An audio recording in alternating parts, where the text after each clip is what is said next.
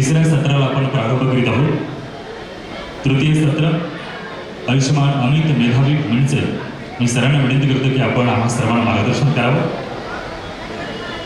त्यांचा विषय आहे कल्याण मित्रता हा संपूर्ण धर्म आहे. एकदा जोरदार टाळ्या त्यांचं आपण सहर्ष स्वागत करूया. आयुष्यमान अमित मेधावी सर.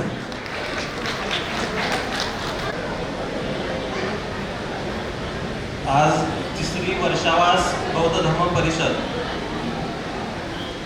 वसंत हरी मल्टीपर्पज हॉल फुलेवाडी जकात नरका खानसरी कोल्हापूर या ठिकाणी संपन्न होत आहे.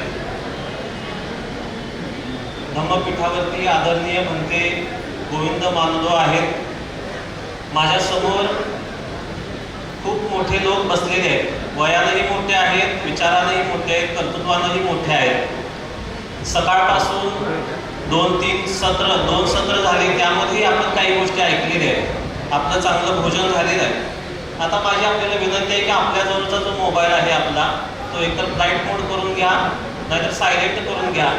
काहीही झालं तर एक 45 मिनिटं मी कुणाचाही फोन उचलणार नाही, कुणाशी बोलणार नाही, हॉल सोडून मी बाहेर जाणार नाही, असा निश्चय करून तुम्ही जर मला ऐकला तर त्याचा तुम्हाला फायदा होईल. अन्यथा पावसामध्ये जाऊन रेनकोट घातल्यासारखी स्थिती आपली होईल असं मला वाटतं. आजचा विषय अतिशय महत्त्वाचा आहे. मैत्री, कल्याण मित्रता हा संपूर्ण धर्म आहे, या विषयावरती मी आपल्याशी बोलणार आहे. तथागत बुद्धांनी जो उपदेश केला, तथागत बुद्धांनी जो मार्ग सांगितला, त्या मार्गाचं सार काय असेल तर ते मैत्री आहे. आपण साळवे सरांच्या मगांच्या मार्गदर्शनातून ऐकलं, सुखो बुद्धानुमुपादो, बुद्धाचा जन्म होणं सुखकारक आहे. सिद्धार्थाचा जन्म होणं सुखकारक आहे असं म्हटलेलं नाही. बुद्धाचा जन्म होणं सुखकारक आहे. अप्रबुद्ध माणसाचा जन्म दुःखदायक असतो, म्हणून जातीपी दुःख असं बुद्धाने म्हटलं. पण बुद्धाचा जन्म मात्र सुखकारक असतो. आणि बुद्ध जेव्हा जन्म घेतो, तो जन्म घेऊन जेव्हा उपदेश करतो तेव्हा तो उपदेश सर्व लोकांच्या कल्याणाचा होतो. तो उपदेश आपण आत्मसात केला तर आपलंही कल्याण होतं. म्हणून बुद्धाने जो उपदेश केला त्याला सद्धम्म म्हटलं गेलं. बाबासाहेबांनी 22 प्रतिज्ञा देताना असं म्हटलेलं आहे, तो सद्धम्म आहे अशी माझी खात्री पटलेली आहे. आणि मग तो सद्धम्म कसा आहे याविषयी पण आज आपण पाहणार आहे. तर आपला अधिकचा वेळ न घेता अतिशय कमी वेळामध्ये मी आपल्याशी बोलणार आहे. आणि त्या कमी वेळामध्ये जे काही मी सांगतोय ते आपण शांतपणे साठवून ठेवावं अशी माझी विनंती आपल्याला. तर मैत्रीची व्याख्या बुद्धाने अशी केलेली आहे, व्यक्तिगत सुखाच्या पलीकडे जाऊन इतर सर्व सजीवाच्या कल्याणाची भावना म्हणजे मैत्री. व्यक्तिगत सुख जे आपलं आहे, शारीरिक, मानसिक आणि सगळ्या प्रकारचं, त्याच्या पलीकडे जाऊन जेव्हा आपण इतरांच्या कल्याणाची भावना व्यक्त करतो त्या भावनेला मित्रता असं म्हणतात. आणि ही मित्रता कशी असते याविषयी बुद्धाने असं म्हटलेलं आहे, आई जशी आपल्या एकुलत्या एका मुलावरती प्रेम करते त्याप्रमाणे सर्व सजीवांच्या बद्दल आपण मन भरून मैत्री केली पाहिजे.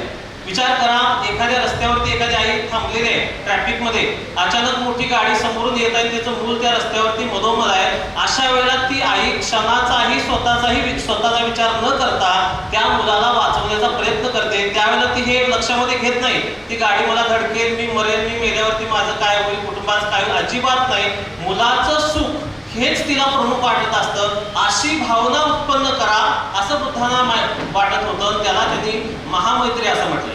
मग बुद्ध म्हणजे काय? सामान्य माणसामध्ये मैत्रीची बीज असतात आणि बुद्धत्व प्राप्त होतं म्हणजे संपूर्णपणे मैत्री विकसित होते. त्याला बुद्धत्व म्हटलं गेलं. मग मैत्री, सामान्य मैत्री कशी असते? मी एखाद्याला 10 रुपये दिले तर त्याच्याकडून मला 10 रुपये मिळावेत अशी अपेक्षा असते. मी आज जेवण दिलं तर त्यानं मला उद्या जेवण द्यावं अशी अपेक्षा असते. बुद्धाने सांगितलेल्या मैत्रीमध्ये अशी कोणत्याही प्रकारची अपेक्षा नसते. म्हणून सामान्य मैत्री आणि बुद्धाने सांगितलेली मैत्री याच्यामध्ये जमीन आसमानचा फरक आहे.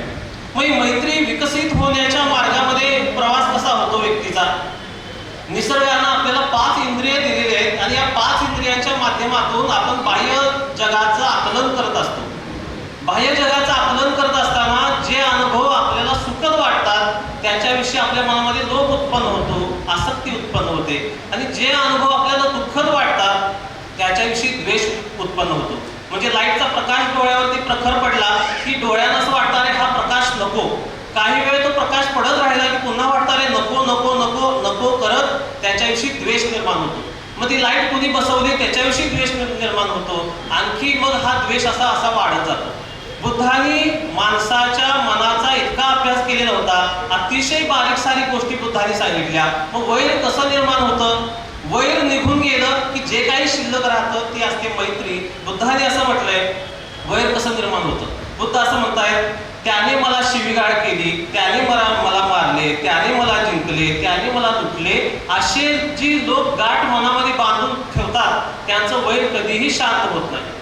आणि कायम लोक त्यामध्ये राहतात. त्यानं मला मारलेलं आहे, त्यानं छळलेलं आहे, त्यानं त्रास दिलेला आहे आणि मनामध्ये ते साठवून रात्रंदिवस त्या विचारामध्ये ते व्यक्ती राहतात. त्यांना झोप लागत नाही, भूक लागत नाही, तहान लागत नाही. यालाच दुःख म्हटलं गेलंय. दुःख म्हणजे फार मोठ्या काही गोष्टी अशा नाहीत की माणूस दुःखी आहे. दुःखाची व्याख्या बुद्धाने सांगितली, अप्रिय गोष्टीचा संपर्क होणं, प्रिय गोष्टीचा वियोग होणं, मनासारख्या गोष्टी न होणं, याला बुद्धाने दुःख म्हटलेलं आहे. मग एखादा व्यक्ती आपल्याशी या प्रकारे इंटरॅक्ट करतो त्यावेळेला दुःख आपल्या मनामध्ये प्रवेश करतं. आणि पुढे बुद्ध असं म्हणतायत की हे जे वैराची भावना आहे मनामधली, ती वैराची भावना कशा प्रकारे उत्पन्न होते. व्यक्ती असा विचार करतो की अमुक अमुक व्यक्ती आहे, त्यानं माझा अनर्थ केलेला आहे, त्यानं माझं वाईट केलेलं आहे, त्यानं मला त्रास दिलेला आहे, असं वर्तमानामध्ये भूतकाळाला तो विचार करतो. पुन्हा एक असा विचार करतो, आता तो व्यक्ती मला त्रास देत आहे, आता तो व्यक्ती मला माझा अनर्थ करत आहे, आता तो व्यक्ती माझ्या नातेवाईकांना त्रास देत आहे, अशा प्रकारे तो भावना व्यक्त करतो. आणि तिसऱ्या वेळेला तो असा विचार करतो, भविष्यामध्ये हा व्यक्ती मला त्रास देईल, माझ्या नातेवाईकांना त्रास देईल, माझ्या कुटुंबाच्या लोकांना त्रास देईल. आणि मग भूतकाळामध्ये, वर्तमान काळामध्ये आणि भविष्य काळामध्ये चित्तामध्ये केवळ वैर आहे, चित्तामध्ये केवळ द्वेष आहे. असा माणूस जो आहे तो माणूस कधीही शांत होत नाही असं बुद्धांनी सांगितलेलं आहे. मग एखाद्या विषयी क्रोध उत्पन्न झाला आपल्याला तेव्हा काय होतं. एखाद्या विषयी जर क्रोध उत्पन्न झाला मनामध्ये, मग आपण काय विचार करतो बघा, तो दुःखी झाला तर बरं होईल. समजा नितीन सर आहेत आमचे, माझ्या मनामध्ये त्यांच्याविषयी क्रोध उत्पन्न झाला, मी तर दुःखी आधी झालोय. बुद्ध काय म्हणतात, जे तुम्ही आधी पेरता त्याचे फळ आधी तुम्हाला मिळतात. माझ्या चित्तात द्वेष उत्पन्न झाला, आधी मी अस्वस्थ होणार आहे, मी डिस्टर्ब होणार आहे, मी दुःखी होणार आहे, माझी भूक जाणार आहे, तहान जाणार आहे, झोप जाणार आहे. त्यानंतर मी काय विचार करतो, ते दुःखी झाले तर बरं होईल, त्यांचं नष्ट झालं तर, धन नष्ट झालं तर बरं होईल, त्याच्याजवळ धन नसलं तर म्हणजे गरीब असायला पाहिजे असं वाटतं, त्यांच्याजवळ ऐश्वर्य नसायला पाहिजे, वैभव नसायला पाहिजे अशी मनामध्ये भावना उत्पन्न होते, त्यांना कोणी मित्र नसायला पाहिजेत अशी भावना उत्पन्न होते, आणि त्यांचं शरीर संपल्यानंतर त्यांची दुर्गती व्हावी अशी भावना उत्पन्न होते. हे बुद्धांनी सांगितलेलं आहे. आताच्या काळात काय भावना उत्पन्न होते, जाता जाता त्याचा ऍक्सिडेंट व्हावा, त्याचा पाय मोडावा, त्याचा हात मोडावा, त्याचं नुकसान व्हावं, त्याचा धंदा लॉसमध्ये जावा, त्याची नोकरी निघून जावी, त्याच्या शाळेवरती व्हिजिट व्हावी, त्याच्या कंपनीवरती ईडी जावी, अशा प्रकारच्या ज्या भावना उत्पन्न होतात या भावना आपल्यामधल्या वैराला जन्म देतात. म्हणून बुद्धांनी सांगितलेलं आहे की हे जे वैर आहे ते खाऊन टाकतं. कसं खाऊन टाकतं, जसं लोखंडावरती गंज जन्माला येतो आणि लोखंडावरती जन्म घेणारा गंज त्या स्वतः लोखंडालाच खाऊन संपवतो, त्या प्रकारे क्रोध जिथं उत्पन्न होतो, जिथून मैत्री नाहीशी होते, जिथं उत्पन्न होते ती त्या व्यक्तीला संपल्याशिवाय राहत नाही. आणि तो व्यक्तीच केवळ संपत नाही. बुद्ध असं म्हणतायत, एखाद्या व्यक्तीच्या मनामध्ये क्रोध उत्पन्न झाला तर तो प्रसंगी पित्याची हत्या करतो, मातेची हत्या करतो, श्रेष्ठ पुरुषांची हत्या करतो, सामान्य लोकांची हत्या करतो, प्रसंगी स्वतः फास लावून आत्महत्या करून घेतो, स्वतः कड्यावरून उडी मारून आत्महत्या करतो. आणि आजच्या काळामध्ये रेल्वे खाली पडणं, एसटी खाली पडणं हे सामान्य गोष्टी झालेली आहेत. याचं कारण काय आहे, मनामध्ये जो क्रोध आलेला आहे ते आहे. आणि बुद्धांनी आपल्याला जे काही शिकवलं, काय शिकवलं, मैत्री उत्पन्न करा, इतरांच्या कल्याणाची भावना उत्पन्न करा, त्याशिवाय आपलं कल्याण होणार नाही. म्हणून हा जो क्रोध मनामधला आहे, हा जो द्वेष मनामधला आहे, हे जे वैर मनामधला आहे, ते वैर काय करतं, हे आपली अधोगती जी आहे त्या अधोगतीचा पाया रचण्याचं काम आपल्या मनातला क्रोध करत असतो. म्हणून मैत्री भावनेची आवश्यकता आहे असं बुद्धांनी आपल्याला सांगितलेलं. आता मनामध्ये आपल्या ज्या प्रकारे मैत्री आहे त्याच प्रकारे द्वेष पण लपलेलाच आहे. कोणीही माणूस जन्मता बुद्ध नसतो किंवा कोणीही माणूस जन्मता अंगुलीमाल नसतो. त्याच्या भोवती ज्या प्रकारचं वातावरण असतं त्या प्रकारे तो माणूस जन्म घेतो. तो कोणाच्या संगतीमध्ये राहतो त्यावरती ठरतं. एक पानातिपाता सुत्त म्हणून आहे, त्या सुत्तामध्ये असं म्हणतायत बुद्ध, एक व्यक्ती स्वतः हिंसा करतो, म्हणजे एखाद्या प्राण्याची हिंसा तो स्वतः करतो, ही पहिली गोष्ट. दुसरी गोष्ट, तो स्वतः करत नाही, कधी कधी दुसऱ्यांना प्रेरणा देतो. म्हणजे मी राजीव सरांना म्हणायचं, सर तुम्ही त्याची हत्या करा किंवा तुम्ही ते बकरं कापा, तुम्ही ती कोंबडी कापा, मी स्वतः करणार नाही पण मात्र दुसऱ्याला प्रेरणा देणार. तिसरी गोष्ट, एखाद्याने हिंसा केली तर त्याचं समर्थन करतात लोक, अरे बरोबर केलं, असंच करायला पाहिजे होतं, तसंच करायला पाहिजे होतं, ही तिसरी गोष्ट. आणि चौथी गोष्ट, हिंसेची प्रशंसा करतात, म्हणजे हिंसा झाली पाहिजे, हिंसा हा धर्म आहे, हिंसेनं जगाचं कल्याण होतं, अशा प्रकारे त्याची प्रशंसा करतात. बुद्ध म्हणतात अशा प्रकारे जो व्यक्ती विचार करतो, ती जी प्राणिहिंसेची भावना आहे ती त्याच्यासह इतरांचं दुःख उत्पन्न करते. म्हणून बुद्धाने पुढे सांगितलं की हे जे वैर आहे हे जर नष्ट झालं, विचार करा, मनामध्ये जेव्हा वैर येतं, मनामध्ये क्रोध येतो, तेव्हा माणूस अशांत होतो. आणि मनामध्ये जर क्रोध निघून गेला, मनामध्ये जर मैत्री आली तर तो मनुष्य शांत होऊ शकतो. मग बुद्धाने असं म्हटलेलं आहे, त्याने मला मारले, त्याने मला छळले, त्याने मला लुटले, त्याने माझी हिंसा केली, हानी केली, असा जे विचार करत नाहीत, असे जे लोक मनामध्ये गाठी बांधत नाहीत, त्याचं वैर संपून जातं. इतकी सोपी गोष्ट बुद्धाने सांगितली. पुढं बुद्धाने असं म्हटलेलं आहे, प्रसिद्ध ती गाथा आहे, नही वेरेन वेरानी संमंतीद कुदाचन अवेरेनेच संमंतीद एस धम्मो सनातनो. वैराने वैर कधीही शमत नाहीत, ती मैत्रीनेच म्हणजे अवेरानेच शमतात. हाच सनातन धम्म आहे. सनातन म्हणजे चिरंतन चालत आलेला. आजचं जग आणखी 100 वर्ष पुढे गेलं काय, 1000 वर्ष पुढे गेलं काय, वैराने वैर कधीच शमणार नाही. आपण ते साऊथचे पिक्चर पाहतो बघा, इकडच्या 4 लोकांनी तिकडच्या 4 लोकांनी हत्या करतात, मग त्यांच्यातला मुलगा जन्माला येतो, तो मोठा होतो, तो इकडचे वंश संपवतो, पुन्हा यांच्यातला मुलगा जन्माला येतो, तो त्यांचा वंश संपवतो. याला कुठंही आपण म्हणतो ब्रेक नाही, हे कुठेही थांबत नाही. मग थांबवायचं झालं तर काय करावं लागेल प्रॅक्टिकली? समजा माझी कुणीतरी हिंसा हानी केलेली आहे, मला कुणीतरी त्रास दिलेला आहे, मला त्या व्यक्तीच्या विषयी मनामध्ये क्रोध उत्पन्न झालेला आहे, तर प्रॅक्टिकली काय करावं लागेल? मला त्या व्यक्तीला क्षमा करावी लागेल. मी जर त्या व्यक्तीला क्षमा केली तर विषय संपला, पुन्हा आग भडकत नाही, पुन्हा द्वेष वाढणार नाही, तिथंच ते ब्रेक झालं.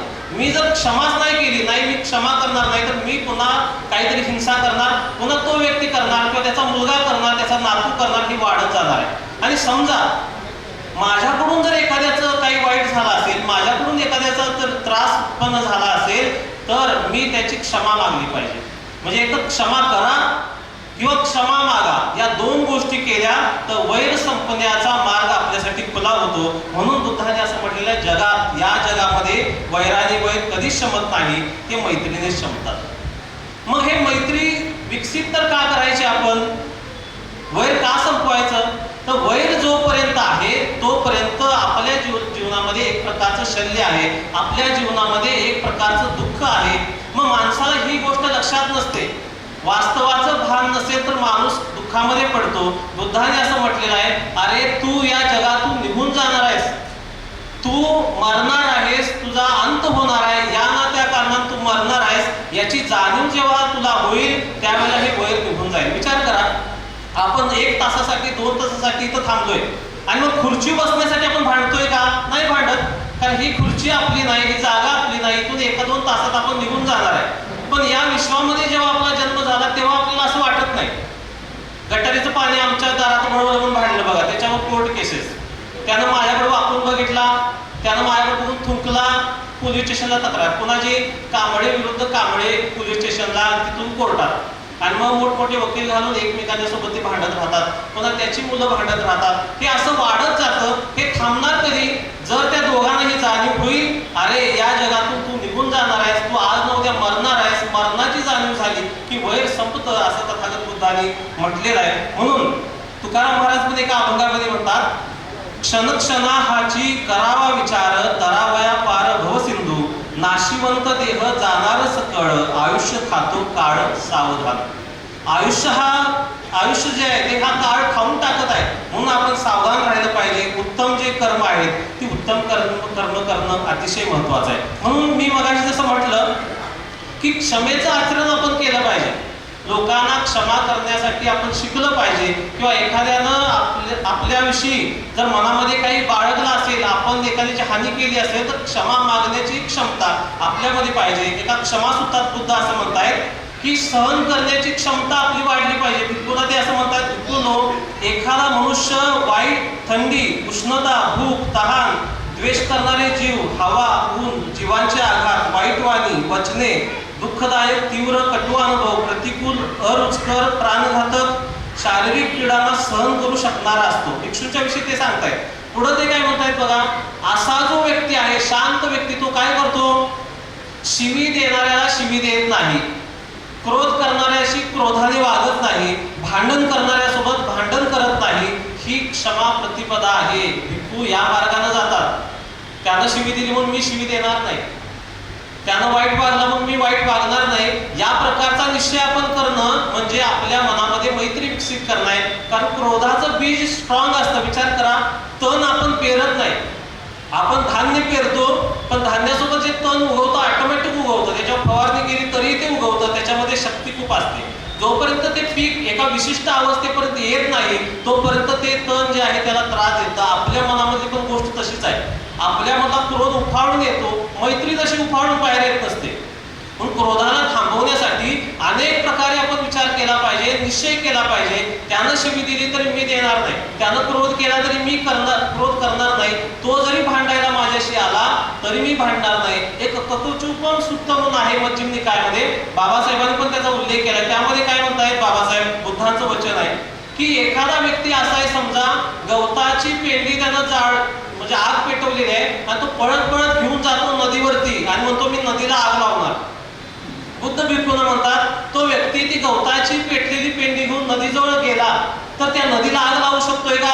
कदापि शक्य नाही. एखाद्या व्यक्तीनं असं ठरवलं की मी या पृथ्वीला काय करणार, उकरणार, खोदणार पृथ्वी आणि त्यामध्ये कचरा वगैरे टाकणार, घाण करणार, मग या बदल्यामध्ये ती पृथ्वी तुम्हाला रिप्लाय देणार आहे का?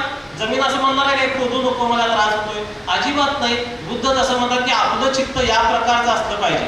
एखाद्यानं आघात करायचं काम केला, आघात करायचं काम जरी केला तर ज्याप्रमाणे समजा आज आपण ते बुलेट प्रूफ जॅकेट वापरतो किंवा पावसापासून संरक्षण होण्यासाठी आपण रेनकोट वापरतो, त्या प्रकारे चित्ताला मैत्रीनं संवर्धित केलं पाहिजे. हा धम्म आहे आणि हे शिकणं अतिशय आवश्यक आहे. म्हणून बौद्ध धम्माला प्रशिक्षणाची आवश्यकता आहे. बाबासाहेबांनी बुद्ध त्याच्या धम्ममध्ये पण असं म्हटलंय, धम्म मार्गावरती जाताना पहिली पायरी काय आहे तर मनाचं प्रशिक्षण. मनाला जोपर्यंत आपण प्रशिक्षित करणार नाही तोपर्यंत आपल्याला सुखापर्यंत जाऊ शकत नाही, आपण संपूर्ण सुख प्राप्त करू शकत नाही. म्हणून या प्रकारचा विचार करणं अतिशय आवश्यक आहे. आणि मग ही मैत्री कशी आहे? मैत्रीचं मोठेपण सांगताना बुद्ध असं म्हणतायत, आपल्याला बरेचदा असं वाटतं भौतिक गोष्टींचं दान एखाद्याला दिलं, आता तरी खूप फॅड असं निघालेलं आहे. समजा मी उद्या जर 2 कोटीचं 5 कोटीचं विहार जर बांधलं तर परवा दिवशी तुम्ही सगळेजण मला महाउपासक अमित मेधावी म्हणून माझे बोर्ड लावणार, अशी आपली धारणा आहे. महाउपासक अमित मेधावी किंवा एखादं मी काय खूप मोठं जर दान दिलं आर्थिक स्वरूपातलं तर तुम्हाला ते वाटतं की हा खूप मोठा माणूस आहे. बुद्धाने भिक्खूंना असं म्हटलं होतं. बुद्ध काय म्हणतायत, भिक्खूंनो, एखादा मनुष्य सकाळी, दुपारी आणि संध्याकाळी मोठमोठ्या 100 पातेल्यातून भात तयार करून घेऊन येतो आणि लोकांना ते दान देतो. बघा, 3 वेळेला मोठमोठ्या पातेल्यामधून भात आणतो, तो लोकांना वाटतो. आणि एक भिक्षू मात्र, एक मनुष्य मात्र सकाळी, दुपारी आणि संध्याकाळी केवळ गाईच्या थोड्याशा दुधा इतकी मैत्री भावना करतो. एक मनुष्य सकाळी, दुपारी आणि संध्याकाळी गाईच्या थोड्याशा दुधा एवढी मैत्री भावना करतो तर बुद्ध म्हणतात या दोघांच्या पैकी मैत्री भावना करणारा श्रेष्ठ आहे. वास्तविक पाहता आपल्याला अचानक पाहिल्यावरती हे वाटतंय, असं कसं बुद्ध म्हणू शकतायत? मोठमोठी पातेली भरून सकाळ, दुपार, संध्याकाळ तो वाटतोय आणि दुसरा माणूस केवळ मेत्ता भावना करतोय. या दोघांमधला मेत्ता भावना करणारा श्रेष्ठ का? तर बुद्ध म्हणतायत की सब्बदानं धम्मदानं जिनाती, सगळ्या दानांना धम्मदान जिंकतं. एखादा व्यक्ती जेव्हा मैत्री करतो तेव्हा तो एक व्यक्ती चांगला बनतो आणि तो इतरांना जेव्हा मैत्री सांगतो तेव्हा तो दुसरा व्यक्ती चांगला बनतो आणि समाज व्यवस्था चांगली बनण्यासाठी ते लोक प्रयत्नशील राहतात. म्हणून बुद्ध, सिद्धार्थ गौतम राजपुत्र होते, त्यांचे वडील राज्य होतं. अनाथ पिंडक त्यांचा शिष्य होता, कोसल राजा प्रसेनजित त्यांचा शिष्य होता, बिंबिसार त्यांचा शिष्य होता. बुद्धाने त्यांना असं सांगितलं नाही तुम्ही नोकऱ्या काढा, भरपूर लोकांना नोकऱ्या द्या, तुम्ही पैसे वाटा, धन वाटा, शेती वाटा, असं सांगितलं नाही. त्या राजाला पण त्यांनी सांगितलं की तुम्ही धम्मानुसार जीवन जगा आणि लोकांना धम्माचा उपदेश करायचं काम बुद्धाने केलं होतं. चित्तामधल्या गोष्टी ज्या आहेत चांगल्या त्या भौतिक वस्तूंच्या पेक्षा श्रेष्ठ आहेत हे बुद्धांना इथं सांगायचं आहे. म्हणून मैत्रीचं महात्म्य बुद्धांनी खूप मोठ्या प्रमाणामध्ये सांगितलेलं आहे. पुढे आणखी एका सूत्रामध्ये असंच बुद्ध म्हणतायत, भिक्खूनो, जर कोणी भिक्खू चुटकी वाजवणे इतका अल्प वेळ सुद्धा मैत्री भावना करत असेल तर तो ध्यानी आणि शास्त्राची आज्ञा पाळणारा मानला जातो. एवढा वेळ जरी मैत्री भावना एखादा व्यक्ती करत असेल तर तो बुद्ध म्हणतात की माझी आज्ञा पाळणारा व्यक्ती आहे. आणि मैत्री भावना जर करत नसेल तर बुद्ध असं म्हणतात की एवढा वेळ मैत्री करणारा व्यक्ती जे अन्न खातो, आपल्याला माहित असेल की भिक्खूनी आपल्यावरती फक्त अन्नासाठी अवलंबून राहायचं आहे. मग अन्न ग्रहण करायला भिक्खू जेव्हा गावामध्ये जायचे तेव्हा लोकांना असं वाटायला हे लोक भिकारी आहेत, हे भीक मागतात. पण बुद्ध म्हणतात की मैत्री करतात तुमच्यावरती. मैत्री करणारा जर भिक्खू असेल तर तो राष्ट्राचं अन्न फुकट खात नाही, तर तो खऱ्या अर्थानं कष्ट करतो. म्हणून आपली परंपरा ही श्रमण परंपरा आहे, श्रम करणाऱ्याची परंपरा आहे, चित्ताला शुद्ध करण्याची परंपरा आहे. इतर सगळी कामं आपण करू शकतो, पण चित्ताला शुद्ध करणं सगळ्यात अवघड गोष्ट आहे. ती सगळ्यात अवघड गोष्ट भिक्खू करतात. म्हणून बुद्धांनी मैत्री भावनेला अतिशय महत्त्व दिलेलं आहे. आणि मग मित्र अनेक प्रकारचे असतात असंही ते म्हणतात. मित्र म्हणजे ज्या गोष्टी आपल्याला सुखाकडे घेऊन जातात अशासाठी सहाय्यक होणारा व्यक्ती. आता एका ठिकाणी बुद्ध असं म्हणतात की प्रवास एखादा व्यक्ती करत असेल तर प्रवासामध्ये त्याचा मित्र कोण आहे, तर शस्त्र हा प्रवासामधला मित्र आहे. आजच्या काळामध्ये प्रवास आपला सुरक्षित आहे, पण पूर्वीच्या काळी जंगलातून लोक प्रवास करायचे, शेतातून प्रवास करायचे आणि मग हिंस्र प्राणी, श्वापद किंवा चोर लुटारू यांच्यापासून संरक्षण करण्याचं काम शस्त्राद्वारे व्हायचं. पण शस्त्र हा प्रवासाचा मित्र आहे. घरामधला मित्र आई आहे. आपण आपल्या आईशी सगळ्या गोष्टी बोलत असतो, घरामध्ये आईला सगळ्या गोष्टी सांगत असतो. आपल्या चुका असतील तर ती आई पदरात घेत असते, आपल्या नेहमी ती पाठीशी राहत असते. घरातला मित्र आई आहे. दुसरं पुढे बुद्ध म्हणतात काम पडल्यावरती जे लोक मदतीला येतात ते आपले मित्र आहेत. आणि सगळ्यात महत्वाची गोष्ट बुद्ध असं सांगतायत की आपली गती चांगली होण्यासाठी, आपली प्रगती होण्यासाठी किंवा चांगल्या दिशेने जाण्यासाठी कोण मित्र आहे, तर आपण करत असलेली कुशल कर्म जे आहेत ती कुशल कर्म पुढच्या गतीला घेऊन जातात, सुगतीला घेऊन जातात. म्हणून ते आपले मित्र आहेत. या प्रकारे बुद्धांनी सांगितलेलं आहे. आणि म्हणून कल्याण मित्रतेचं महत्व सांगताना बुद्ध असं म्हणतायत की भिक्खूंनो, मी अन्य दुसऱ्या कोणत्याही गोष्टीला जाणत नाही जिच्यामुळे अनुत्पन्न कुशल धर्म उत्पन्न होतात आणि उत्पन्न अकुशल धर्माचा विनाश होतो, ज्याप्रमाणे भिक्खूंनो कल्याण मित्रता. बुद्ध असं म्हणतात मी अशी एकही गोष्ट जाणत नाही की ज्या गोष्टीमुळं आपल्यामध्ये उत्पन्न नसलेल्या कुशल गोष्टी उत्पन्न होतात आणि उत्पन्न असलेल्या अकुशल वाईट गोष्टी निघून जातात. वाईट गोष्टी निघून जाण्यासाठी आणि चांगल्या गोष्टी उत्पन्न होण्यासाठी श्रेष्ठ कोणती गोष्ट असेल तर ती आहे कल्याण मित्रता. म्हणून बुद्धाने कल्याण मित्रतेचं महत्त्व आपल्याला सांगितलेलं आहे. एक दिग्जानू नावाचा व्यक्ती बुद्धाच्याकडे आला आणि बुद्धानं म्हणाला की भंते, आम्ही काही काश्या वस्त्रीधारी नाही आहे, आम्ही कुटुंब संसार करतो, कामधंदा करतो आणि आम्ही या मार्गातून धम्म मार्गावरती येण्यासाठी आम्हाला पण त्या ध्यानाची प्राप्ती व्हायला पाहिजे, आम्हालाही निर्वाणाची प्राप्ती व्हायला पाहिजे. आमच्या पुढे मार्ग काय आहे तुम्ही आम्हाला सांगा. तेव्हा बुद्धांनी त्या दिग्जानू सूत्रामध्ये त्याला उपदेश करताना म्हटले की तुमच्याकडे गृहस्थी म्हणून 4 गोष्टी असायला पाहिजे, 4 प्रकारच्या संपत्ती. पहिली संपत्ती त्यांनी सांगितली उत्थान संपदा, प्रयत्नपूर्वक कष्टपूर्वक घाम काढून पैसे कमावले पाहिजेत. दुसरी गोष्ट सांगितली जे पैसे कमावलेले आहेत त्याचं संरक्षण तुम्ही चांगल्या पद्धतीने केलं पाहिजे. तिसरी गोष्ट सांगितली समजीविता, म्हणजे ज्या प्रमाणामध्ये तुम्ही पैसे कमवणार आहे त्या प्रमाणामध्ये खर्च असायला पाहिजे. आणि चौथी गोष्ट सांगितली कल्याण मित्रता, गृहस्थांच्याकडे कल्याण मित्रता नावाची संपत्ती असायला पाहिजे असं बुद्धाने सांगितलं. मग ही कल्याण मित्रता असल्यावरती काय होतं तेही पुढे सांगतात. कुणाला कल्याण मित्र म्हणायचं की जो आपल्याला सदाचरणाकडे घेऊन जातो. हे बघा, कल्याण मित्र म्हणजे सामान्य मित्र नव्हे. कल्याण मित्र म्हणजे आपण जर शीलामध्ये स्थापित नसू तर तो आपल्याला शीलापर्यंत घेऊन जातो, सदाचरणी बनवण्यापर्यंत. आपण जर सदाचरणी असू तर तो समाधीपर्यंत घेऊन जातो, आपल्याला चित्ताच्या शांतीपर्यंत. आणि आपण चित्तातनं शांत असू तर तो प्रज्ञेकडे घेऊन जातो, पूर्णपणे दुःखमुक्त करण्यासाठी जो घेऊन जातो त्याला बुद्धाने कल्याण मित्र म्हटलेला आहे. आणि म्हणून ते असं म्हणतात की भिक्खू कल्याण मित्र असतो, चांगला दोस्त असतो, चांगला सोबती असतो. असं जर तो व्यक्ती असेल तर तो सनाथ आहे, अनाथ नाही. आपण म्हणतो ना आई नाही वडील नाही म्हणजे तो अनाथ, पण बुद्ध इथं म्हणतात की ज्याच्याकडे मित्रता नाही तो अनाथ आहे आणि ज्याच्याकडे मित्रता आहे तो सनाथ आहे. म्हणून मैत्री कशी असली पाहिजे, ती एकमेकांना पुढे घेऊन जाणारी असली पाहिजे. तथागत बुद्धांच्या काळामध्ये सारिपुत्त आणि मोगलान नावाचे त्यांचे 2 धर्मसेनापती होते. लहानपणापासून त्यांचं नाव उपतिष्यन कोलीत लहानपणीचं. ते दोघे एकमेकांसोबत राहायचे, गावं जवळजवळ होती.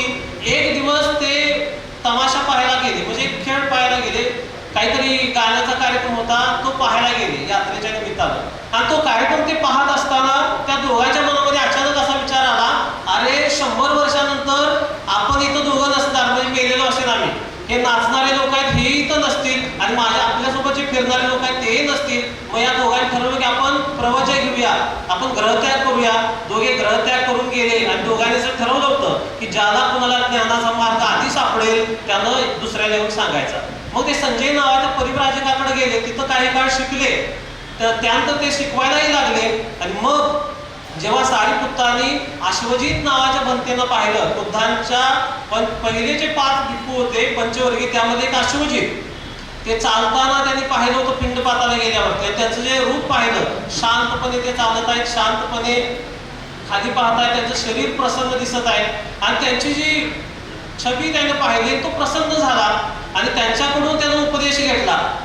आणि त्यांनी सांगितलं होतं की महासर्मनाकडून मी उपदेश घेतलेला आहे. आणि सारिपुत्ताने तो ऐकला, मोगलानाला जाऊन सांगितलं. आणि दोघांनी संजय नावाच्या परिव्राजकाकडून, जिथं 250 लोक त्याचे शिष्य होते, त्या लोकांच्या पासून पाठीमागे आले आणि ते बुद्धांच्याकडे गेले.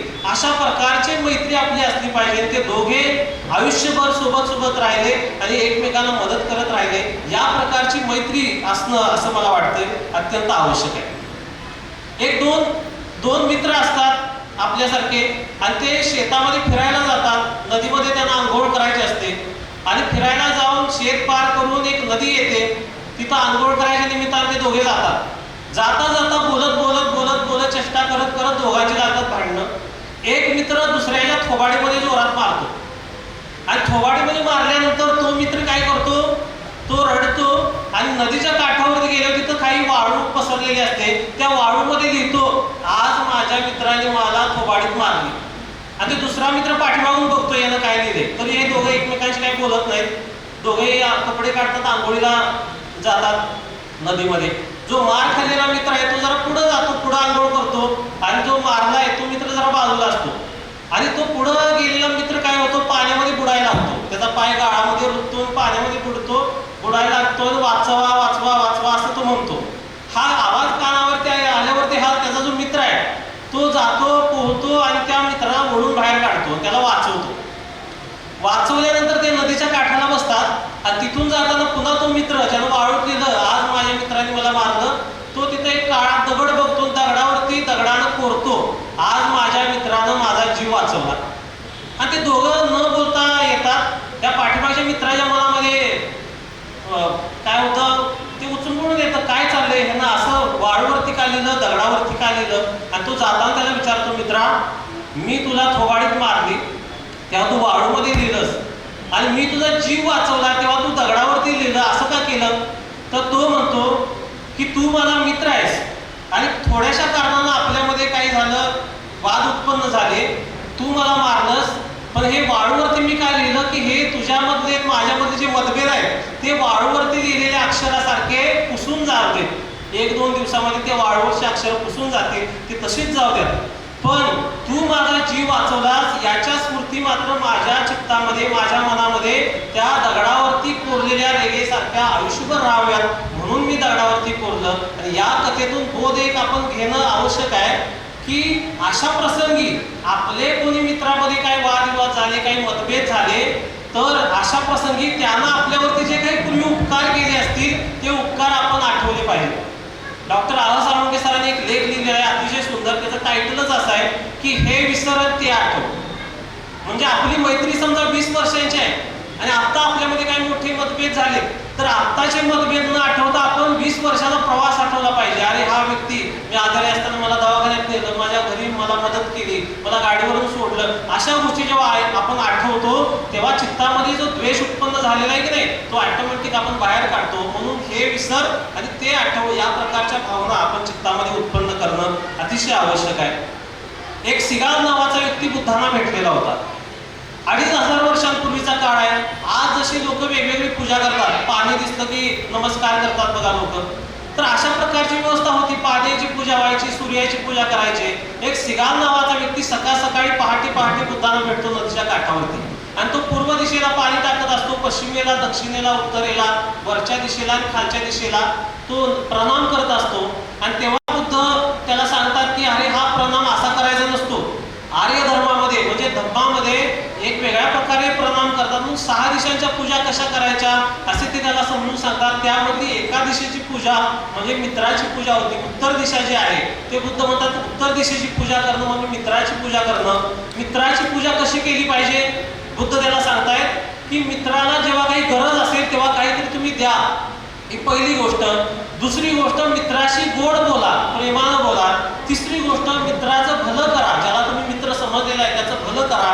चौथी गोष्ट मित्रासोबत तुम्ही समानतेचा व्यवहार करा. मी क्लासमन आहे, माझा मित्र साधा काहीतरी कामावरती जातो, तर हा समानतेचा व्यवहार नाही आहे. मी शिक्षक आहे, माझा एखादा मित्र MIDC मध्ये जातो, तर मी त्याच्यासोबत फटकून राहणार, त्याच्या जवळ जाणार नाही, हा समानतेचा व्यवहार नाही. बुद्ध म्हणतात समानतेचा व्यवहार केला पाहिजे. तो पदानं कोणी असो, पैशानं कोणी असो, रूपानं, रंगानं कसंही असो, समानतेचा व्यवहार करणं, या प्रकारे पूजा करा असं बुद्ध म्हणतायत. 5वी गोष्ट वचन पालनाने विश्वास उत्पन्न करा मित्रामध्ये. समजा मित्राने मला काहीतरी त्याचं गुपित सांगितलेलं असेल तर मी ते वचन पाळलं पाहिजे, किंवा मित्राला मी काहीतरी सांगितलेलं आहे हे तुझं काम करतो मी, तर ते काम केलं पाहिजे. या प्रकारे 5 गोष्टी आपण जर केल्या तर मित्राची पूजा आपण करतो असं बुद्ध म्हणतात. मग अशी जेव्हा पूजा आपण करतो मित्राची तेव्हाही बुद्ध म्हणतात की मित्राची पूजा केल्यानंतर काय होतं, तोही आपल्याला मदत करतो. मग कशी मदत करतो? 5 प्रकारे ते उपकार करतात. अडचणीमध्ये आल्यानंतर रक्षण करतात. आपण अडचणीत आलो की मित्र रक्षण करतात. कोविडचा कालावधी आपण पाहिला. कोविडच्या कालावधीमध्ये जेव्हा सगळे लोक ब्लॉक झालेले होते, क्वारंटाईन झालेले होते किंवा सगळं बंद होतं, अशा वेळेला ज्या लोकांना काही घरामध्ये अडचणी होत्या, दवाखान्यामध्ये अडचणी होत्या, धावून कोण आले नाहीत, फक्त त्याचे मित्र धावून आले. मित्रांनी जीवाची पर्वा न करता एकमेकांचे जीव वाचवले आहेत. आमचे एक मित्र आहेत, तर त्यांच्या मित्राला कोविड झाल्यानंतर स्वतःच्या 4 व्हीलरमध्ये त्यांनी मित्राला गाठलं. स्वतःची काही पर्वा केली नाही, तोंडालाही काही बांधलं नाही. त्यांना 4 व्हीलरमधून घालून कोल्हापूरला ते घेऊन आले, ॲडमिट केलं आणि घरी गेले. यांना कोविड झालाच नाही, पण त्यांनी निश्चय केला होता काही झालं तर माझ्या मित्राला मी वाचवणार आहे. या प्रकारे ते मदत करतात. दुसरी गोष्ट अडचणीत आल्यामध्ये रक्षण करतात, त्याच्या संपत्तीचं रक्षण करतात. म्हणजे आपले पैसे कुठेतरी वाया जाणार असतील तर तो मित्र आपल्याला सांगतो अरे इथं गुंतवू नको पैसे, किंवा हे काम करू नको, या प्रकारे पैशाचा विनियोग कर हे सांगतो. तिसरी गोष्ट संकट समयी आपले आश्रय देतात. चौथी गोष्ट संकटामध्ये साथ सोडत नाहीत. आणि 5वी गोष्ट त्याच्या परिवारातील इतरांचाही आदर करतात. या प्रकारे जर मित्रांशी वागलो तर हे 5 प्रकारे ते मित्र आपल्याशी मदत करतात. आता बुद्धाने आणखी काही सूक्ष्म गोष्टी सांगितल्या मैत्रीच्या बाबतीत. मित्र कसे असतात तर वैरी मित्र कसे असतात बुद्धाने सांगितले. एक वैरी मित्रांमधला पहिला मित्र परधन हारक मित्र. असे लोक काही आपल्या जवळ येतात ते पैशाच्या आमिषानंच येतात. येणार दादा 100 रुपये द्या, दादा 200 रुपये द्या, दादा 1000 रुपये द्या. ते पैसे काढणार आणि पैशापुरती मी मैत्री दाखवणार. पैसे दिले की विषय त्यांचा संपला. असा पहिला मित्र. दुसरा मित्र वाचाळ फक्त गप्पा मारायसाठी आपल्यासोबत येणार, अडचणीमध्ये मदत करणार नाही. म्हणजे कसं, आमच्या गावी मिंचाला जर तुम्ही आला तर मला फोन केला तर मी काय म्हणणार, तुम्ही जर म्हटला मी मिंचाला आलोय सर कुठं आहे, मी अरे आत्ताच सावड्याला गेलो, आत्ताच वडगावला गेलो, आत्ताच कोल्हापूरला गेलो म्हणणार. एखाद्या मित्रांनी जर म्हटलं मला पैशाची गरज, अरे आत्ताच दुकानचं बिल भागवलं, आत्ताच लाईटचं बिल भागवलं, पैसे जरी असले तरी, आणि केवळ गप्पा मारणार, तोंडापुढे येऊन गोड बोलणार, माघारी निंदा करणार. समोर म्हणून वा सर फार चांगलं बोलतात, फार धर्माचं काम करतात, माघारी म्हणणार यांना काही काम आहे, त्यांना काही कामं नाहीत, त्यांचं निवांत आहे म्हणून हे काहीतरी करतात. अशा प्रकारचे जे मित्र आहेत ते वाचाळ मित्र, यांच्यापासून सावधान असलं पाहिजे. तिसरी गोष्ट विनाश सहाय्यक मित्र. विनाशाला सहाय्यक होणारा मित्र. असा मित्र काय करतो, जरा तमाशा वगैरे खेळ नाच गाणे पाहून येऊया, आपला जो अभ्यासातला वेळ आहे किंवा ज्ञानाचा वेळ आहे, कुटुंबाचा वेळ आहे, तो बाजूला घालवायचं काम करतात असे काही मित्र असतात. याच्या उलटेही काही मित्र आहेत. ते बुद्धाने सांगितले उपकारी मित्र पहिला तो आपल्यावरती उपकार करण्यासाठी सज्ज असतो. दुसरा मित्र सांगितला समान सुखदुःखी मित्र, म्हणजे आपल्या सुखात सुखी होतो, आपल्या दुःखानं दुःखी होतो असा मित्र. तिसरा मित्र सांगितला हितेशी मित्र, तो आपल्याला पापापासून वाचवतो. पाप म्हणजे अकुशल गोष्टी, चुकीच्या गोष्टींपासून तो वाचवतो, चांगल्या गोष्टी करायला लावतो आणि धम्माकडे आपल्याला घेऊन जातो असा मित्र. आणि चौथा मित्र त्यांनी सांगितला उपकारा हितेशी मित्रामधला अनुकंपक मित्र. अनुकंपा म्हणजे उपकार. एखादा व्यक्ती आपली निंदा करत असेल तर तो मित्र निंदा करू देत नाही एखाद्याला. एखादा व्यक्ती जर आपली स्तुती करत असेल, आपला चांगुलपणा पुढे आणत असेल तर तो चांगुलपणाला उत्तेजन देतो. अशा प्रकारचे मित्र असतात असं बुद्धांनी सांगितलेलं आहे. तर या प्रकारे मित्र सांगितल्यानंतर बुद्ध असं म्हणतायत की जो एखादा असा व्यक्ती आहे जो मित्राचा विश्वासघात करत नाही. आपण म्हणतो ना विश्वासघात झाला, विश्वासघात झाला. विश्वासघात कोण करतं? जवळचे लोक विश्वासघात करतात. अमेरिकेतला माणूस येऊन अमित मेधावीचा विश्वासघात करत नाही, किंवा इंग्लंडमधला माणूस येऊन विश्वासघात करत नाही, जवळचाच. मग जवळचे कोण असतात? मित्र असतात. बुद्ध असं म्हणतात जो मित्रांचा विश्वासघात करत नाही तो ज्या ज्या ठिकाणी जातो त्या त्या ठिकाणी त्याचा सन्मान होतो. हे बुद्ध वचन आहे बरं का. हे बुद्ध वचन जे असतात की नाही त्याला चॅलेंजच नसतं. हे इथं भारतातही तेच आहे, इंग्लंडमध्ये तेच आहे, अमेरिकेत जरी राहायला आपण गेलो तर हे बुद्ध वचन काय बदलत नाही. जो मित्रांचा विश्वासघात करत नाही तो ज्या ज्या प्रदेशामध्ये जातो, ज्या ज्या ठिकाणी जातो तिथे तिथे त्याचा सन्मान होतो. पुढे बुद्ध म्हणतात की जो मित्रांचा विश्वासघात करत नाही तो इतरांची पूजा करतो व स्वतःही पूजित होतो, इतरांना वंदन करतो आणि स्वतःही वंदनामध्ये प्राप्त होतो, त्याचा गुणगौरव होतो, त्याचे यश आणि त्याची कीर्ती सर्वत्र पसरते. ही गोष्ट बुद्धाने सांगितलेली आहे. मग ही मैत्री जी आहे हे सगळं आपण ऐकलं, असं असायला पाहिजे, तसं असायला पाहिजे, पण आतमध्ये क्रोध असेल, आतमध्ये द्वेष असेल तर मैत्री विकसित होणार नाही. मग मैत्री विकसित होण्यासाठी बुद्धाने काय करायला सांगितलं तर 7 प्रकारे बुद्ध म्हणतात की मैत्रीच्या संबंधात आपण वर्तन करायला पाहिजे. पहिली गोष्ट ते म्हणतात आसेवित आहे. आपण म्हणतो ना असेवनाच्या बालानं पंडितानांच्या सेवना, मूर्खाच्या सहवासापासून दूर राहा, पंडित लोकांचा सहवास करा. इथं बुद्ध म्हणतात की आसेवित आहे, मैत्रीच्या सहवासात राहा, म्हणजे कायमस्वरूपी मनामध्ये मैत्री असली पाहिजे. दुसरी गोष्ट म्हणतात भावित आहे, विकसित करा. मनामध्ये मैत्री नसेल तर ती विकसित करा. पुढे मी सांगणार आहे कशी विकसित करायची. पुढं बुद्ध म्हणतात ती बहुलिकत आहे, पुन्हा पुन्हा पुन्हा त्याची संख्या वाढवा, रिपीट करा, रिपिटेशन करा. एक मित्र आहे तर एकाचे 4 होऊ द्या, 4चे 10 होऊ द्या, 10चे 20 होऊ द्या. दरवर्षी आपलं जे मोजमाप आहे ते आपल्या मैत्रीवरती ठरलं पाहिजे. आज किती मित्र आहेत, उद्या किती मित्र आहेत. आपलं भौतिक जगातलं मोजमाप काय आहे? आज 1 करोड बॅलन्स आहे, पुढच्या वर्षी 2 करोड होईल, पुढच्या वर्षी 3 करोड होईल. हा बॅलन्स आहे की कधीपर्यंत? 65 किंवा 70 वर्षापर्यंत. 70 वर्ष आली की एकदम ब्रेक. पैसे तिथंच, बायको तिथंच, मुलं तिथंच, सगळं तिथंच, गाडी बंगला सगळा तिथंच आहे. आपली एक्झिट होणार आहे. मैत्रीच्या बाबतीत ते नाही. मैत्री विकसित केल्यानं आपलं कल्याण आहे आणि इतरांचंही कल्याण होतं. बहुलिकता आहे. पुढं म्हणतायत बुद्ध यानिकता आहे, यान बनवा, मैत्रीला वाहन बनवा. आपण 2 व्हीलरनं प्रवास करतो की नाही, 4 व्हीलरनं प्रवास करतो. बुद्ध म्हणतात की मैत्रीचं वाहन बनवा. ज्या वाहनावरती बसल्यानंतर तुम्ही मैत्रीच्या दिशेनं जा आणि मैत्रीच तुमच्या अंगांगामध्ये भरून राहील. तिसरी पुढं सांगतायत वस्तू कथा आहे, मैत्रीची संपत्ती करा. आपण वास्तू बांधतोय की नाही तशी मैत्रीची वास्तू आपल्यामध्ये बांधा. ही गोष्ट सांगितली. पुढं अनुष्ठित आहे, अनुष्ठान करा, मैत्रीचा निश्चय करा. काही झालं तरी आपल्या मनामधली मैत्री कमी होणार नाही. पुढं ते म्हणतायत परिचित आहे, मैत्रीशी समरस व्हा, परिचित व्हा, एकरूप व्हा. शेवटची गोष्ट त्यांनी सांगितली समारधाय, मैत्रीने समृद्ध व्हा. म्हणजे आपल्या शरीरातला, आपल्या मनातला एकही भाग मैत्री विना राहू नये.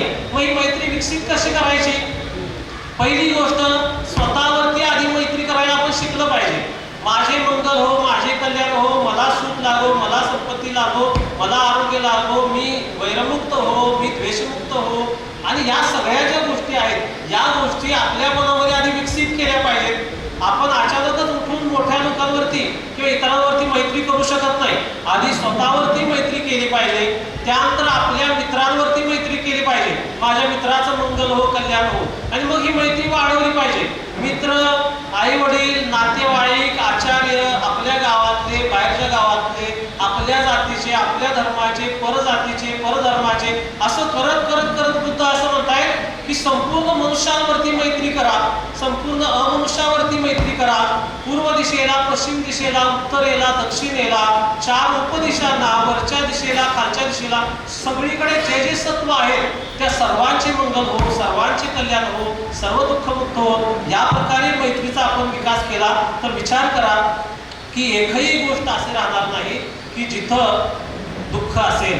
कारण मित्र जिथं उत्पन्न होतो तिथलं दुःख नाहीसं होतं. म्हणून आनंदाने बुद्धांना हे सगळं असे उपदेश ऐकल्यानंतर आनंद बुद्धांना भेटले आणि आनंद म्हणाले की भक्ते की या सगळ्या तुमच्या धर्मामध्ये मैत्री अनेक ठिकाणी तुम्ही सांगता, मैत्रीचा विकास करा, करुणेचा विकास करा, मुदितेचा विकास करा, उपेक्षेचा विकास करा. म्हणजे मैत्री हे धर्माचं अर्धांग आहे का?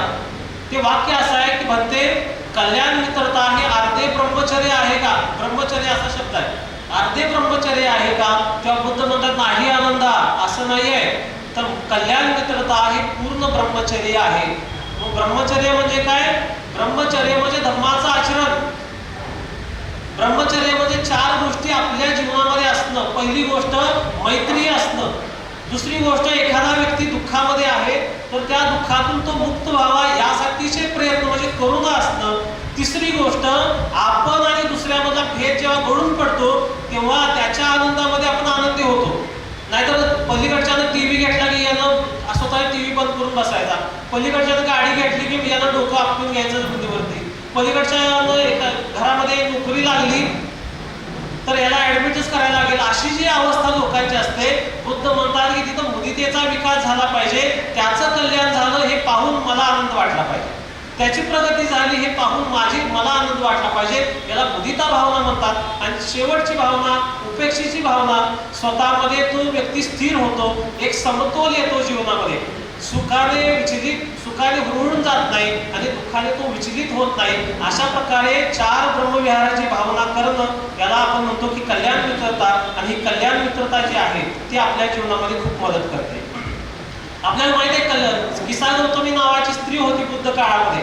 लहानपणीच म्हणजे तिचं मूल अगदी लहान वयामध्ये वारलं आणि ती वेडी पिशी झाली होती. त्या किसा गौतमीला बुद्धाने उपदेश केला, तिच्या जीवनामध्ये बदल झाला. ती किसा गौतमी बुद्धांविषयी लिहिते, ती म्हणते की या मुनीनं म्हणजे या बुद्धांनी संसाराकडे पाहून, लोकांकडे पाहून कल्याण मित्रतेची प्रशंसा केलेली आहे. आणि कल्याण मित्रांच्या सहवासाने मूर्खही ज्ञानी बनतो. एखादा बाल असेल तर तो पंडित बनतो. ही किती मोठी गोष्ट आहे. म्हणून बुद्धांनी सांगितलं जे आहे ना, असेवनाचे बालानं, म्हणजे बाल आहेत म्हणजे शरीरानं वाढले पण बुद्धीनं तेवढे लहान आहेत, अशांना बाल म्हटलं गेलं, मूर्ख अज्ञानी म्हटलं गेलं. इथं किसा गौतमी असं म्हणते की कल्याण मित्राच्या सहवासामध्ये आलो तर आपण अज्ञानी जरी असो तर आपण पंडित बनतो, आपण मूर्ख जरी असो तरी आपण ज्ञानी बनतो. म्हणून कल्याण मित्रतेचे महत्त्व तथागत बुद्धांनी इथं सांगितल्याचं आपल्याला पाहायला मिळतं. आपण लोकशाहीच्या काळामध्ये जगतोय आणि लोकशाहीच्या काळामध्ये बाबासाहेबांचं जेव्हा आपण नाव घेतो तेव्हा आपण काय सतत म्हणतो? स्वातंत्र्य, समता, न्याय आणि बंधुता. बाबासाहेबांनी अतिशय चांगला रेफरन्स रिडल्स इन हिंदुइझममध्ये दिलेला आहे. बाबासाहेब काय म्हणतात मी वाचून तुम्हाला दाखवतो. काही जण असे समजतात की लोकशाही म्हणजे समानता आणि स्वातंत्र्य. समानता आणि स्वातंत्र्य या 2 गोष्टी लोकशाहीशी खोलवर निगडीत आहेत, यात शंकाच नाही. पण महत्त्वाचा प्रश्न असा आहे की समानता व स्वातंत्र्य कोणत्या गोष्टीमुळे येऊ शकते, कोणत्या गोष्टीमुळे राहू शकते? बाबासाहेब पुढे काय म्हणतात बघा. काही जण असे म्हणतात कायद्यामुळे समानता व स्वातंत्र्य यांची स्थापना होते, सहभावना असेल तरच निर्माण होते. पुढे बाबासाहेब असं म्हणतायत, फ्रेंच राज्यक्रांतीने हे तत्व सांगितले, बंधुभावाचे तत्व. अर्थात बंधुभाव हा शब्द यासाठी पूर्णपणे पुरेसा नाही.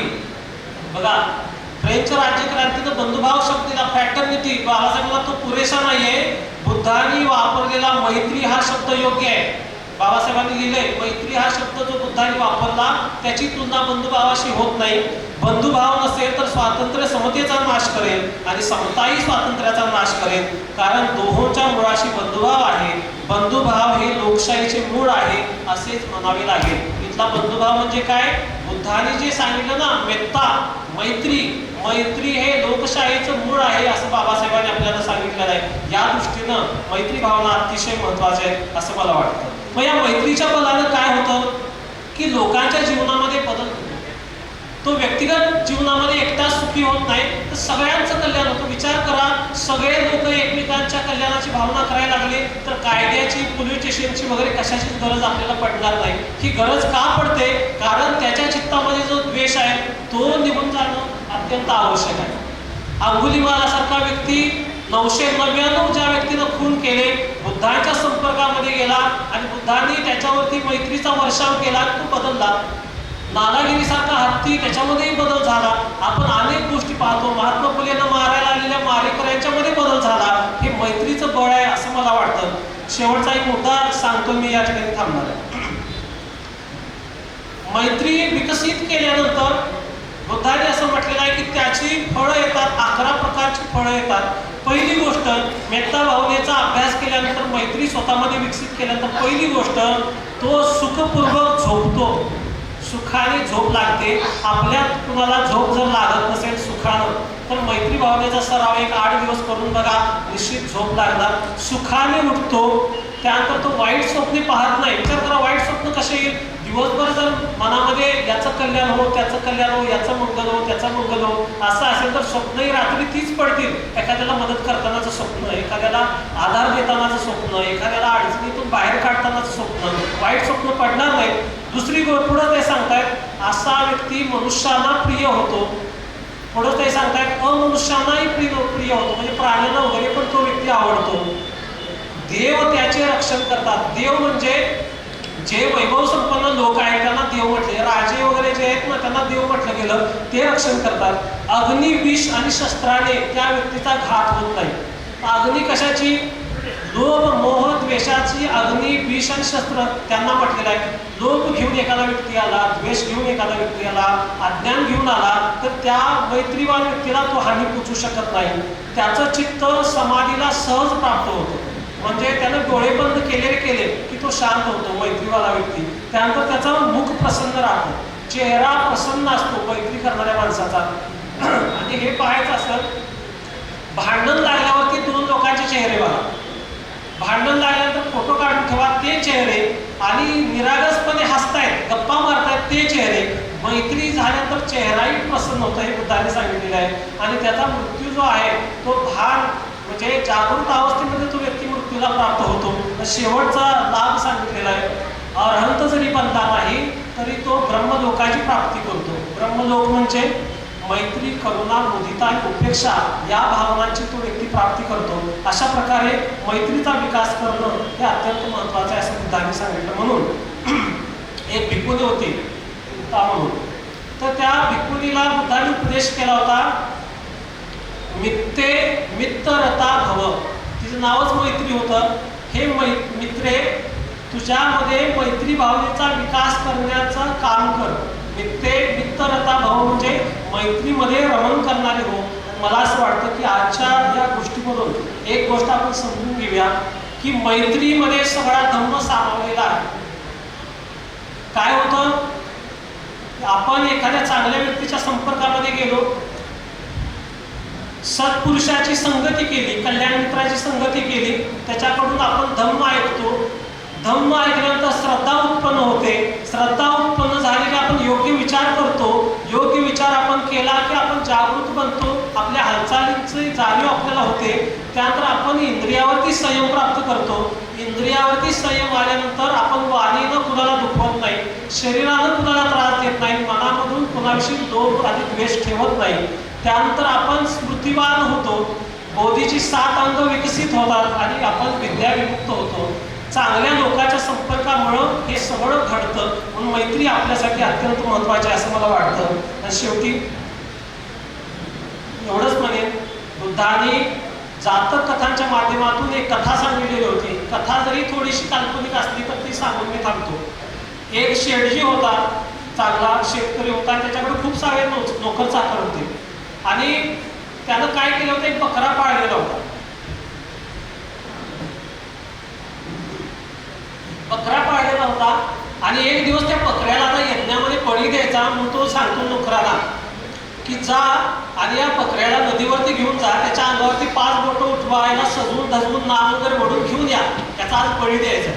मग त्याचे लोक नदीवरती घेऊन जातात बकऱ्याला आंघोळ घालतात, सजवतात आणि नदीमध्ये गेल्यानंतर बकरा एकदम हसायला लागतो. बकरा हसायला लागतो आणि पुन्हा बकरा थोड्या वेळाने रडायला लागतो मोठ्यानं. ते नोकर त्या बकऱ्याला विचारतात, अरे तू एवढ्या मोठ्यानं हसलास आणि पुन्हा रडलास, असं का केलं?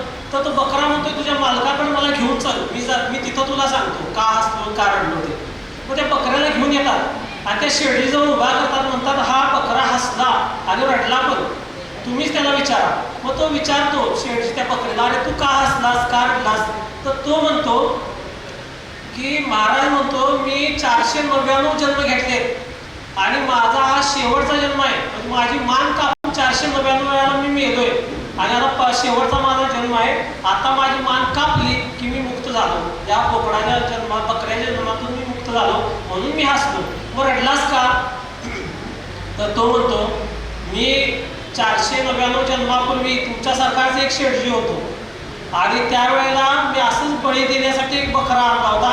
त्या बकऱ्याची मान मी कापली, त्याची मान कापल्यामुळं मी 500 जन्म बकऱ्याच्या जन्माने माझा पण मृत्यू मान कापूनच झाला आणि मग तुम्ही मला एवढं लहानापासून मोठं केलं, माझी मान तुम्ही कापणार आहे, मी मेलो की तुमचा 500 वेळा जन्म बकरा म्हणून होणार आहे, म्हणून मी रडलो. आणि मग हे समजल्यावरती तो माणूस म्हणून नाही तुला आता आम्ही काय मारणार नाही, मग तू काय करायचं, तुझं रक्षण करतो. तर तो म्हणतो की आज माझं रक्षण होणार नाही, तू जरी मला मारलं नाहीस तर मी मारणारच आहे. मग म्हणतो तुझ्यासोबत काही गार्ड उभा करतो. मग ठीक आहे म्हणतो, बघा प्रयत्न करून. आणि मग त्या बकऱ्याला चरायला सोडून दिलं जातं. काही लोक थांबतात त्याच्या बाजूनं आणि अचानक मुसळधार पाऊस येतो, वीज होते माझी मोठी आणि मोठी वीज दगडावरती का पडते, दगडाची कपरी मोठी उडते आणि त्या बकऱ्याचा गळा चिरून ती निघून जाते. बकऱ्याचा मृत्यू त्या क्षणी होतो आणि ही गोष्ट संपते. जातकथेमधली गोष्ट आहे. त्यातल्या काल्पनिक गोष्टी जरी आपण बाजूला सोडल्या तरी तुम्ही कोणाला तर मारलं तर तुम्हाला कोणतरी मारणार आहे, तुम्ही कोणावरती प्रेम केलं तर तुमच्यावरती कोणतरी प्रेम करणार आहे. हा फार मोठा संदेश बुद्धांनी आपल्याला दिलेला आहे. या वर्षावास धम्म परिषदेच्या माध्यमातून कोल्हापूर शहरामध्ये आणि महाराष्ट्रामध्ये ग्रंथ वाचनाचं एक मोठं अभियान निर्माण झालेलं आहे. विजय सर, बापू साळुंखे साहेब, काळे सर, कदम सर, ही सगळी जी मंडळी, कमलाकर सर वगैरे, ही सगळी माणसं तन मन घेऊन हे प्रबोधन करत आहेत. यांच्यामध्ये ही मैत्रीचा विकास आपल्याला दिसतो. या प्रकारची मैत्री आपण उत्पन्न करूया.